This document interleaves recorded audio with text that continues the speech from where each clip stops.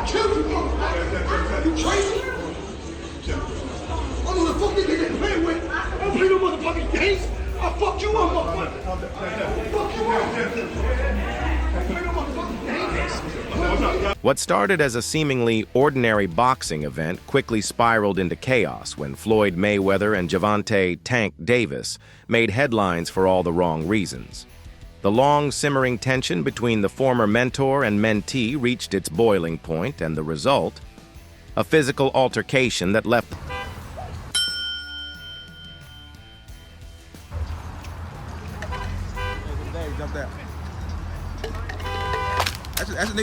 Let's unpack what led to this explosive moment, the history of their beef, and why this fight might be the most shocking chapter yet in their heated rivalry. It wasn't always like this between Floyd and Gervonta. At one point, they were the unbeatable duo of boxing. Floyd, the retired undefeated legend, guiding the career of the rising star, Tank Davis. Under Floyd's mentorship, Tank's career skyrocketed. Floyd's expertise, connections, and promotional genius turned Tank into a household name. But behind the scenes, things weren't as smooth as they seemed. I remember first hearing an issue between Floyd and Gervonta before Gervonta fought Pedraza. And the issue I heard was that Floyd didn't want Gervonta to stay in Baltimore because he felt there was too many distractions for him in Baltimore and he wanted to stay in Vegas. And the story I was told at that time was that Floyd gave Gervonta one of his penthouses or one of his apartments in the Palms Hotel, and he said, "This is your apartment. I'll furnish it for you." He got him a Jeep. At the time, Gervonta was not a world champion. He got him like a Jeep, a 4x4. You know, he basically said, "I'll make it comfortable for you. I don't want you to go to Baltimore. I want you to stay here. I don't think Baltimore is the place for you," you know? And what I was told was Gervonta sold all the furniture, sold the Jeep, and went back to Baltimore and bought a Benz. You know, with that's what I was. For real? That's what I was told at the time. So Tension started brewing as Tank grew into his own as a fighter and personality. Floyd's controlling approach didn't sit well with the fiercely independent Tank. Over time, the cracks in their relationship became public.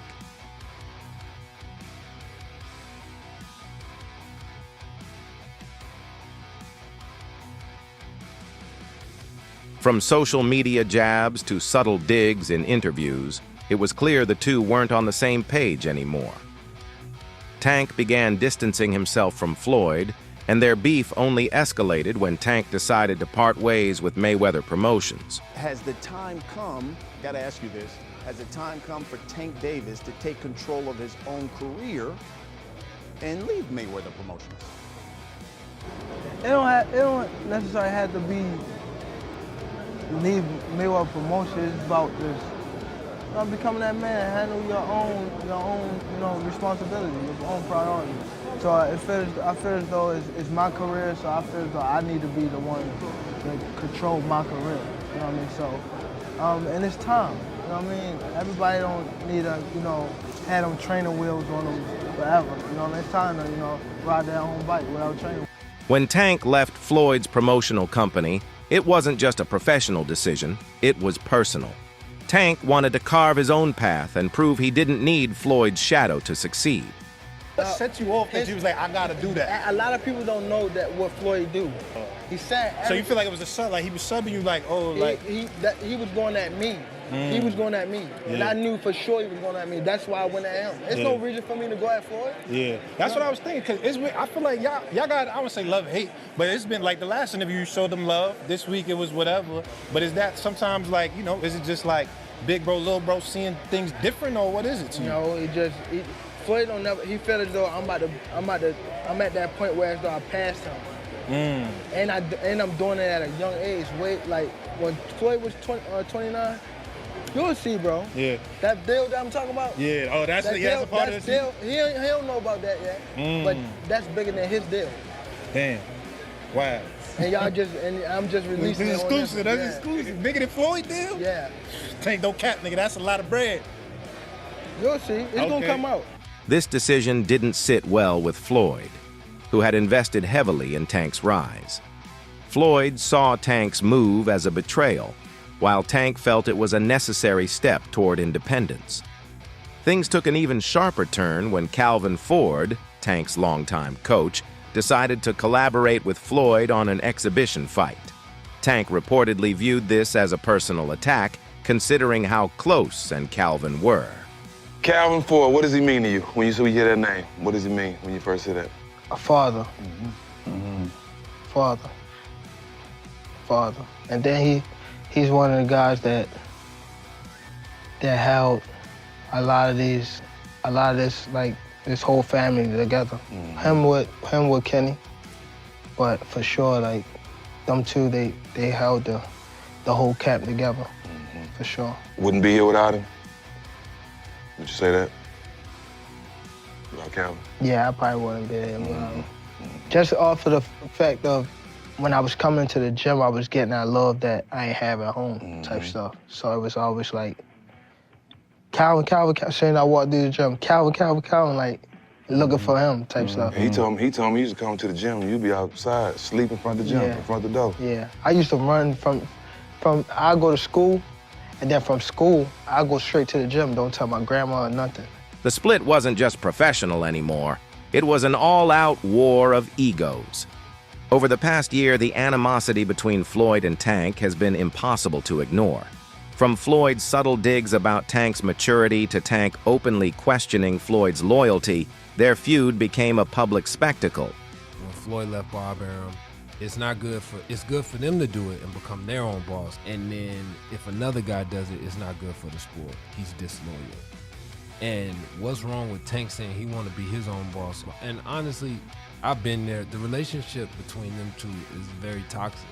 It's a toxic relationship. It's up and down and up and down. And I'm not gonna elaborate to everything that I know, but it's a very toxic relationship. And that's why when I tweet stuff, I don't tweet often, but when I tweet, I may fire off 50 tweets in the day. And that's why when I tweeted certain things about the relationship, Tank retweeted it because he knows. Like, I'm not just gonna say what it is. It's a very toxic relationship. It's back and forth. And I think it will serve him best to go and be his own boss. Most recently, Tank has been working with Derek James, a coach who previously trained fighters against him. Yep, that's right. James trained Frank Martin for his fight against Tank. As you're going through preparations with Derek James, your trainer, your father's by your side as well, how do you prepare for someone that has the concussive knockout power like Gervonta Davis? I mean, I just gotta be who I am. You know, I gotta go in there and fight my fight, you know what I mean, be comfortable. This move seemed to solidify Tank's desire to distance himself from anything associated with Floyd's circle. Ugas, what'd you think about his performance against Ugas? Let me talk about Ugas first. Ugas, like, going into the fight, I knew that there's not many fighters like Dennis Ugas. And the reason why I say that is because a man who escaped 6 times from Cuba, right? And on the 7th time, he was able to escape. So how do you break his will? Because you can imagine what they did to him every time they caught him. How do you break him? I told Errol, I said, listen, there's one, you gotta break him, because he's not gonna stop coming. And if you watch him in the fight, Errol broke his ribs, but all this broken stuff, and in the corner he would put ice on him, but he would go back out there and fight, and didn't bat an eye, right? So it's like he embraced the pain. So it's like he embraced everything else because who he was greater than what you saw. And knowing the story says, hey man, this is not an average guy. Meanwhile, Floyd continued to align himself with people close to Tank, almost as if he were trying to prove a point. The tension finally reached a breaking point outside a boxing event. Floyd and Tank were both attending the event, but no one expected them to cross paths. The event itself was already buzzing with energy, but when Floyd and Tank spotted each other, the atmosphere shifted dramatically.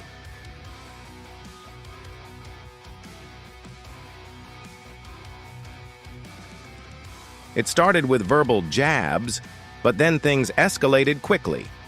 Floyd, known for his usually calm demeanor, lost his temper and lunged at Tank. I killed you, motherfucker. You crazy? I don't know the fuck nigga get playing with. I don't play no motherfucking games. I fuck you up, motherfucker. Fuck you up. The two exchanged blows before security intervened, but the damage was done. The footage of the altercation spread like wildfire, with fans and media outlets scrambling to make sense of what had just happened.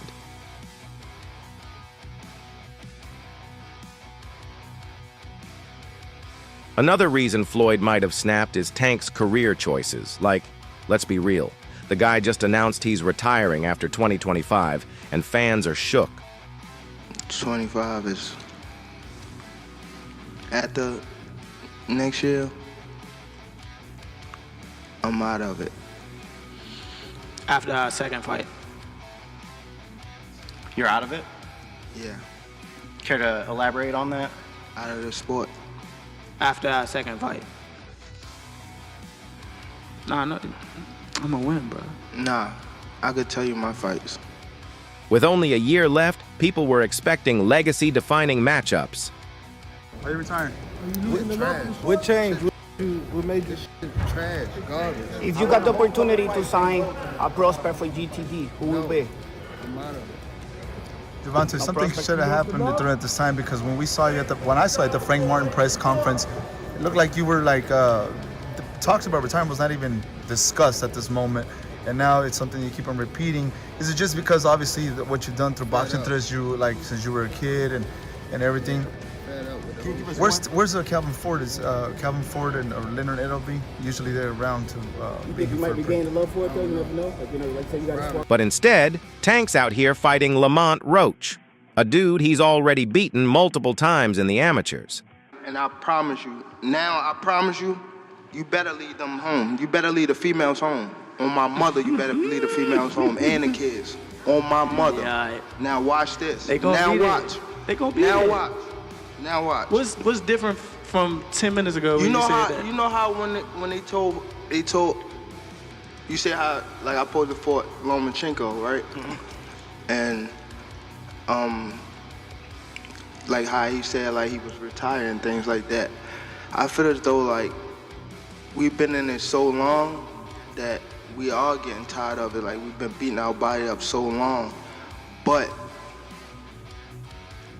it be like situations like just now, like where he talking that spark the plug again. Yeah, that's what I want. Is that all it takes for you? Is that all it takes? Just a little comment? Nah, but that's what I want though. I don't want you to fight me like you saying you're going out. It always go like this. It always go like this. Nah, what I'm saying, you just said you feel like you going out. They go to sleep. I don't want you to feel like you going out.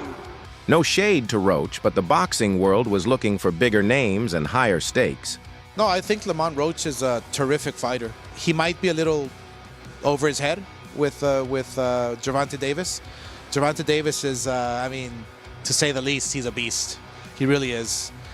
He's a tremendous fighter. He's a dedicated fighter when it comes to training and fighting and making sure that he's in optimal conditions when he steps inside that squared circle. It's going to be a tough night for Roach, but you can never count him out.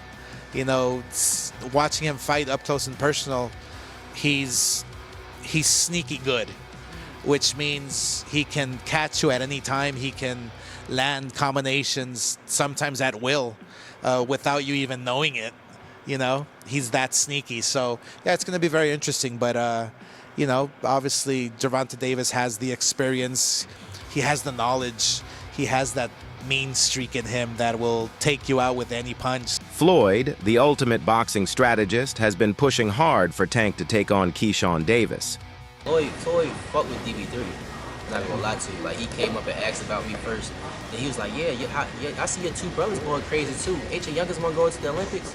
Like, what's his name? Keon. Like, your other one's signed with you with top rank too. Like, he loved us as a group. So he already knew you, like, prior? Like, yeah. You didn't even have to explain, yo, you feel me? Like, of course he knew me, but he also knew my two other brothers as well. So I'm like, damn, Floyd paying attention. Like, he really fuck with us. Maybe because we carry ourselves as a family and we just so strong with that. Or maybe because we just can fucking fight too. You know what I'm saying? He never really went into details on how he knew us. But when he did that shit at his gym, he told me that. I'm like, damn, like, he different. I text Floyd the other day, like, Floyd, he like, man, anytime, family, you just let me know. I can call Floyd right now. He fuck around and answer. You know what I mean? So Floyd, man, Floyd's a real nigga. I'm not gonna lie. Keyshawn isn't just some random prospect. He's a legit rising star who's been turning heads with his insane speed, deadly precision, and high boxing IQ. Davis Keyshawn, this new guy, he's 140 pounds. He's not bad. Yeah. Keyshawn Davis. That's him right there, isn't it? Ooh, no, I thought he was. Ooh, there we go right here. Oh, yeah. The young guy. Nice combination. He's quick. Good. Yeah. Ooh. He's a harder puncher. And, oof. He's young, hungry, and dangerous. Everything you'd want in an opponent to test Tank before he calls it quits. Hey, a world title. But also, we gonna come back to Norfolk, man, so y'all don't forget about me. Y'all keep supporting DB3. But a world title definitely gonna be next. 2025, we got big plans for everybody in the boxing world. Hey, Gervonta, knock, knock. You've been on that all week. Listen. But here's the kicker. Floyd's not just doing this for the business side of boxing. Nope, it's personal. Luckily, now I got a chance to be around Floyd Mayweather.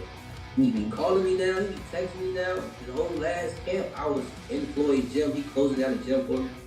I'm working pads with him. He working pads with me and my brother Kelvin. Me and Kelvin sparring in front of Floyd, like he coaching him. Like now it's like, damn, Shakur, Terrence, and Floyd now. So, man, I honestly think that's God. Like, if you really look at it, what professional fighters out here just have a strong circle as strong as like ours. Like you got the best prospect. Then you got Shakur. Then you got Terrence Crawford. And then outside of our circle, we got Floyd Mayweather also tapping in with us. You know what I mean? Like our circle is really crazy. It's really crazy, and it shows to where when we fight, it's always our opponents. It's like it's never a close fight. Even with Terrence, it's never a close fight. And The beef between Tank and Keyshawn is spicy. These two have been trading shots, verbal ones, for a minute now. When Light Skin posted those messages about me sparring, I was really looking at it like, okay, so what? That I DM'd you about sparring. So what? No cap. Since when y'all take sparring into consideration of shit? So what? So what? What was his point in even doing that? Like, what was he trying to get with it? That I'm trying to ride his coattail? Like, bro, I don't need you. I don't have to fight you. I'm making real. I don't need you, bro. I don't need you, bro. I do not need you, bro. I don't. If you want to fight me, send me a contract, but if you don't, I'm going to be just as popular fighting you or not fighting you. I'm going to make my money fighting you or not fighting you. So don't get it twisted like I'm chasing after you. I'm not chasing you. Little dude, little dwarf, Oopa Loopa. Keyshawn's made it clear he's gunning for Tank's spot at the top. And Floyd? Oh, he's loving it. With Floyd already at odds with Tank, he's all in on hyping up Keyshawn as the guy to take Tank down. He's even training Keyshawn himself, putting his full weight behind the young fighter.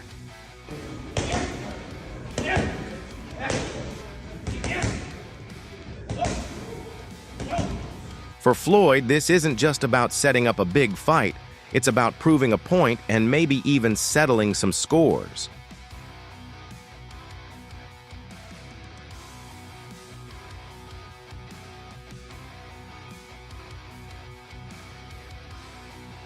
What's really driving Floyd up the wall, though, is that Tank seems to be dodging Keyshawn. With retirement looming, everyone's expecting Tank to step up and fight the best, not revisit old rivalries from his amateur days. I don't know Lamont Roach, but when you look at Shakur Stevenson, when you're looking at these other fighters that he should really be fighting, he don't want to do them fights. He wants to retire. Yeah. So don't come and but don't come at me. And go, oh yeah, let's give it all, Barry Big Bollocks, and go, oh yeah, let's give him some stick, and then make out like we want the fight.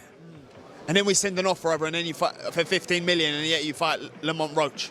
Don't do that. Do you know what I mean? It was a real offer. That was true then. It was a real offer. We offered. I said, listen, you keep talking shit. My promoter's going to get back to you in 48 hours. 50 minutes. Initial offer sent over. You know, but was it Uncle Al didn't let him out to play? His boss didn't let him out. That's it. So he wants to talk about, yeah, 50 million. First offer. First offer. There was room to negotiate. Of course there was. But he's an idiot. I don't even know if he knows what negotiating means. Floyd sees Keyshawn as the perfect storm, a fighter who could actually hand Tank a loss and shake up his legacy. I would prefer Tank Davis, the top guy. I would go for the top guy. If I could choose, I would choose Tank Davis. I would not Tank short out. Tank is a great fighter. Hats off to Tank. I'm not even about to just do all that. Like, Tank is a great fighter. You know what I'm saying? Like, everybody knows that he got the power, he got the skill and ability, he's patient, you know what I'm saying? But I know who I am. That little short can't touch me. And I'm coming with that same shit he coming with, and he know that.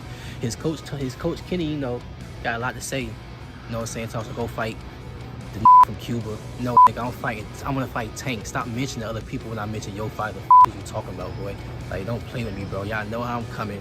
Tank, if you wanna fight, send me a contract, bro. Tank, you know. But Tank hasn't taken the bait, and that's only added fuel to the fire. For Floyd, Tank's hesitation isn't just frustrating. It's downright disrespectful to the sport and everything Floyd believes a true champion should stand for. That tension? Yeah. It might have been the final straw that set Floyd off and led to the wild brawl. That's how he feels. If he's upset with me over me being good to him, over me helping him, he can be upset. I mean, I'm not mad at him though.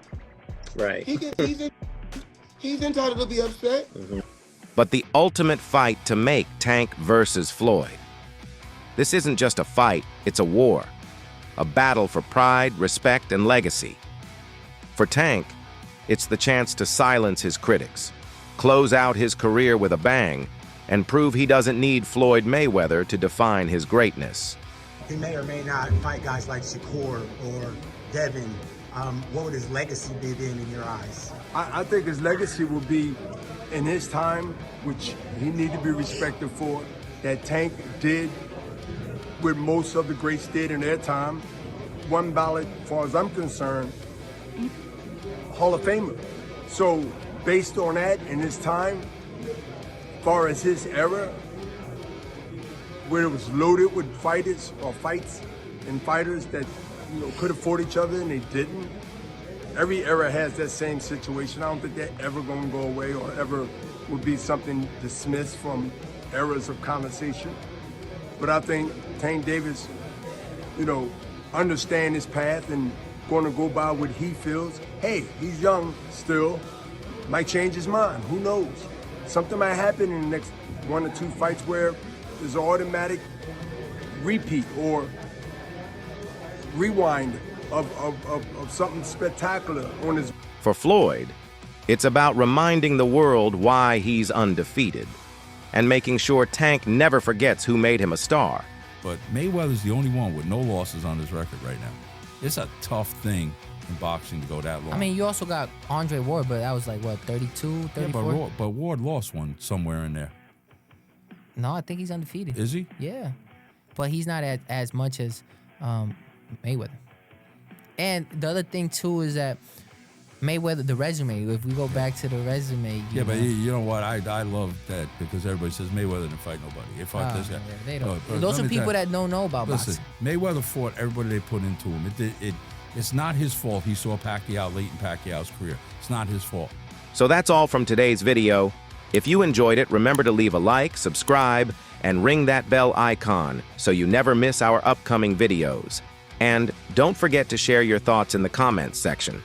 Stay tuned, and we will catch you in the next video.